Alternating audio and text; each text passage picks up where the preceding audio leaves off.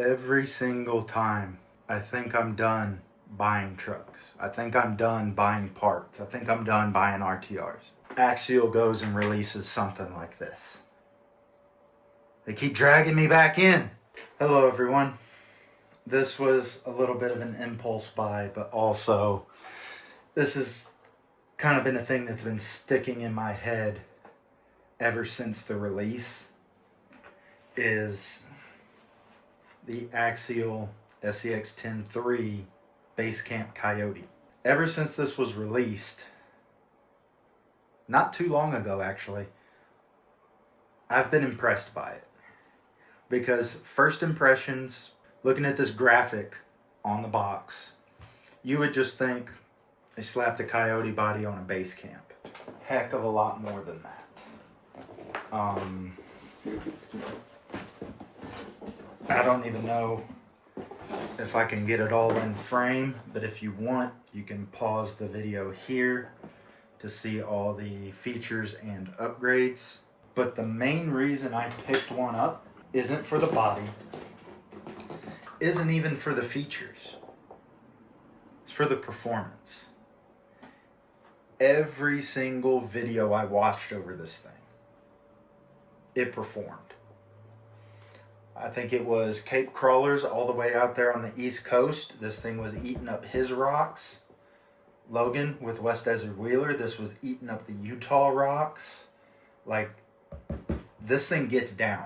So enough yapping. Let's open the box and look at it. Okay, place your bets now. Am I opening it from the wrong end?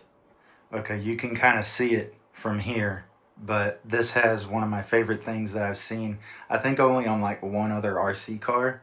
Here, I'll flip it up. I absolutely love this. This is awesome. Oh, that's like a permanent fixture to this clear coat. And see, look at that. Yeah, that's on there. That's quality control right there. Okay, before I get into the truck, I'm going to talk about the radio. These are little Spectrum SLT2s. A lot of people get rid of these. I personally like them because of what you're looking at right here. You can just maybe even like tuck it into a jacket pocket and then just one hand your way down the trail. They're light, they're easy to use. You combine them to Spectrum receivers, as you'll see in there. I just generally like these, but just be forewarned, this is a very budget radio. Now, initial impressions.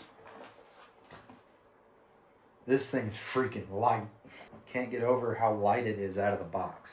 Now, that is attributed to these plastic glue-on wheels, Maxxis Trepidors, and I gotta talk about these a little bit because I have seen in every single review that people are complaining that this isn't an authentic Proline compound, and these are manufactured by, I guess they're claiming these are manufactured by Axial overseas or by someone else overseas. First impressions of squeezing on this isn't G8. This feels softer than G8 to me, because this is a G8.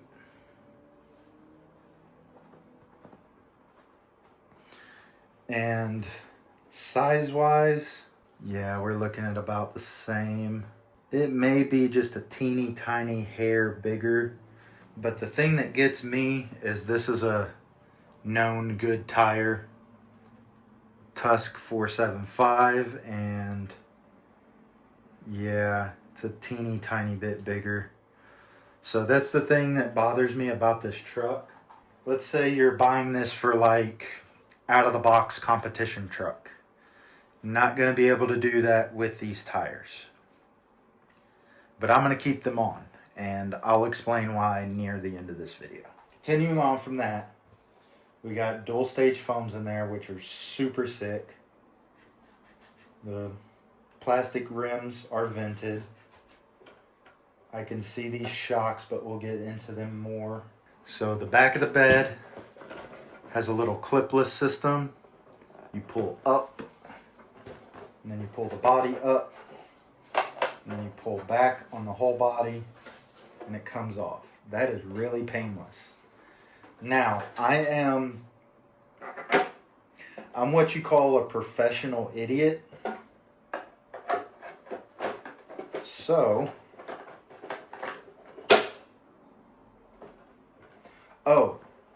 I'm sold. I'm sold on that now. Boom.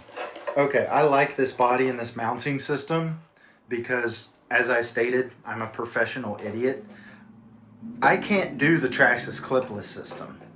One at each corner, and then you gotta blindly locate them in each little peg and then push down. I can't do that.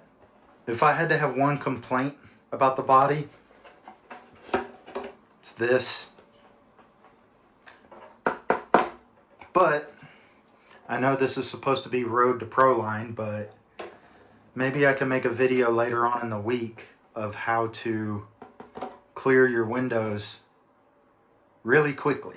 So setting the body aside, we'll start at the front. These are completely new bumpers. I've never seen this before. Completely new bumper. Has a fair lead built in. And I think even the bumper mount it's bolted to is brand new. So that's cool to see. We got a completely redesigned servo mount up here for the chassis mounted servo. You have a insert bolted in right now that will accept a micro servo that is a winch with said little fair lead guide right down there. A lot of people are saying this should have came with a axle on servo, and part of me agrees, but also this is how the base camp is set up. If they wanted to hit the price point of $349, why re-engineer things and put a servo on axle that they don't even have? So just put it together as CMS and ship it out the door with the parts they already have. I could be dumb saying that, but it's just my opinion. Also new are these shock towers and little guards right here. I'm guessing this little guard is like a faux fender well. Makes it cleaner so you don't really see the servo and all that stuff. And then you get to these shocks. These are supposedly molded off of the Axial Pro. And first impressions with cycling, they're better than a Vanquish S80.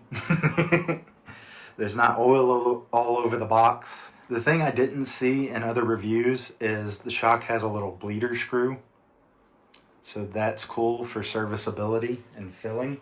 I'm getting tired of holding it, so we'll go back here to the new and improved battery tray that is right in front of your transmission. Usually it is on the sliders or back behind the transmission. I really like the addition of moving the weight this much forward and also using this little rubber strap. No frills, no mess, just strap it down with a piece of rubber and get going down the trail. So now, out of the box for electronics, you get this Spectrum SR515, a 35 turn brush motor, and a Spectrum 40 amp ESC. Of all the things to let me down, besides maybe the stock servo, I hate Spectrum stock servos, this is 40 amp. If you replace anything, it's probably going to be the ESC first. I've run, to me a brush motor is a brush motor. I've run them all. I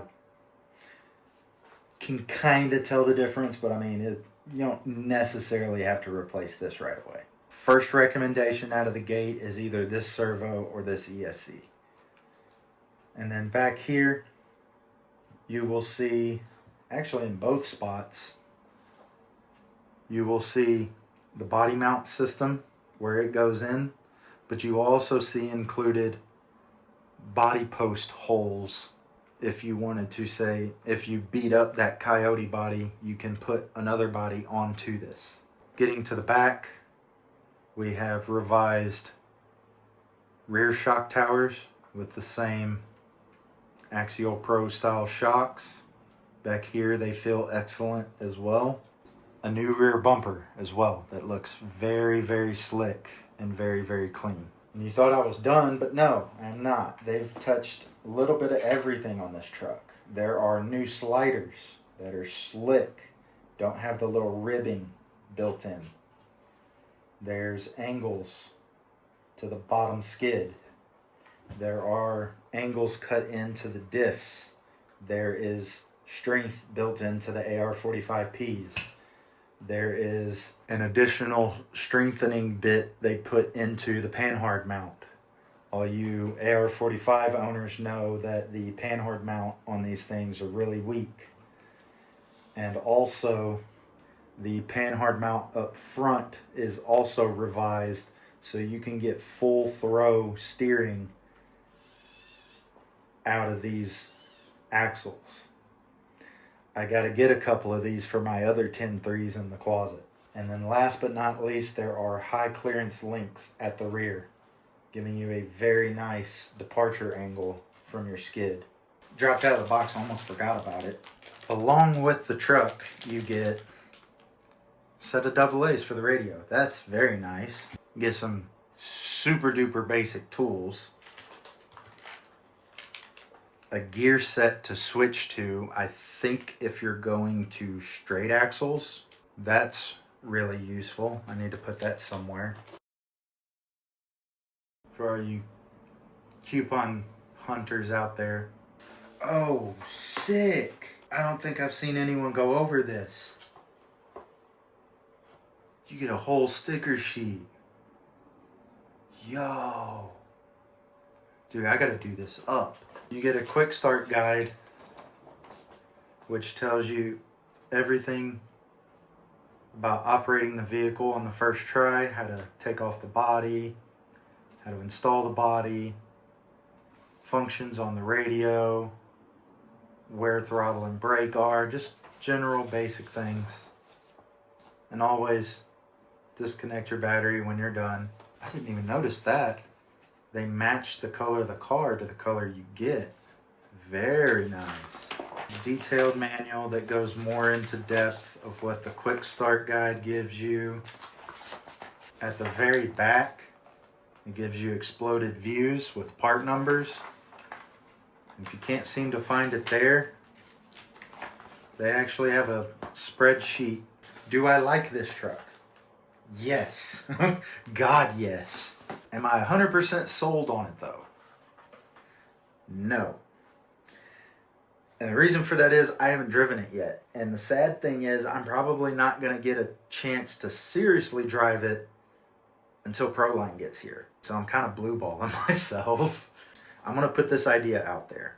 I feel like this truck is just set up out of the box exactly how it needs to be. Tires, dual stage inserts, plastic wheels, shocks, 3-link with panhard. Like, this thing is set up exactly how it needs to be. I mean, even the shocks are in the lowest position they can be in.